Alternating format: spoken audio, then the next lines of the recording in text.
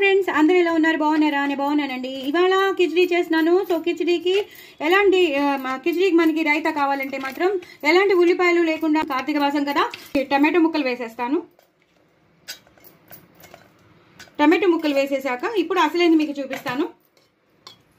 ఇందులో నేను మిక్సీ చేసి పెట్టుకుంటాను. హాఫ్ చిన్న ముక్క టమాటో వేసాను, క్యారెట్లు వేసాను, అలాగే కొబ్బరి వేసాను, పచ్చిమిరపకాయలు వేసాను, అలాగే కొత్తిమీర, పుదీనా. సో పుదీనా, క్యారెట్, కొబ్బరితో చేసిన రైతా అనమాట.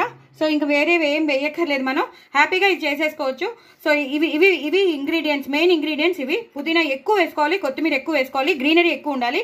సో కొబ్బరి ఉండాలి, అలాగే క్యారెట్. అది కచ్చాబిచ్చాగా చేసుకోవచ్చు, మరీ పేస్ట్ చేసుకోకండి, జస్ట్ కచ్చాబిచ్చాగా చేసుకోండి. అలాగే నేను మీకు చాలాసార్లు చెప్పాను రైతా చేసినప్పుడు నేను పాలు పోసుకుంటానని. సో ఇలా పాలు పోసేసుకున్నాను. సో మనం కావాలంటే మనం గ్రైండ్ చేసేటప్పుడు కొంచెం పెరుగు వేసేసుకుని గ్రైండ్ చేసేసుకోవచ్చు. సో గ్రైండ్ చేశాక మొత్తం మీకు చూపిస్తాను. చూసారు కదండి, ఇలా అయిపోయింది. చూపిస్తాను మీకు. మొత్తం ఇలా అయిపోయింది అనమాట. కచ్చాబిచ్చాగా అయిపోవాలి, అప్పుడే బాగుంటుంది మనకి.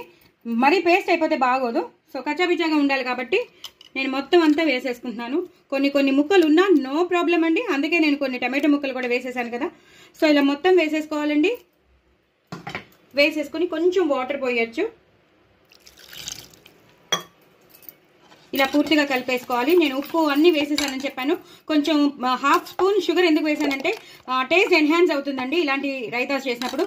సో ఎక్కువ మనం ఎన్హాన్స్ చేసేది పుదీనా కాబట్టి, పుదీనా, కొత్తిమీర, కొబ్బరి రైతా కాబట్టి ఇలా పూర్తిగా వేసేసుకోవాలి. ఇలా మొత్తం కలిపేసుకోవాలి. చాలా చాలా టేస్టీగా ఉంటుంది.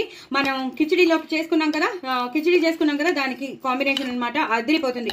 ఉల్లిపాయలు లేకుండా కూడా మనం చాలా చాలా టేస్టీ అయిన పుదీనా, కొత్తిమీర, కొబ్బరి రైతా చేసేసుకోవచ్చు. అందులో మనం క్యారెట్స్ కలిపాము, టమాటో కలిపాము, అంతే. సో ఉల్లిపాయలు లేకుండా కూడా మనం చేసేసుకున్నాం కాబట్టి తప్పకుండా చేసుకోండి. నా ఛానల్ మాత్రం సబ్స్క్రైబ్ చేసుకోవడం అసలు మర్చిపోద్దు. మీకు ఎన్నో రైతాలు చూపించాను, అందులో ఇది ఒకటి. బట్ ఎక్కువ పుదీనాను, కొత్తిమీర, కొబ్బరి బాగా ఎలివేట్ అవ్వాలి. ఓకేనా?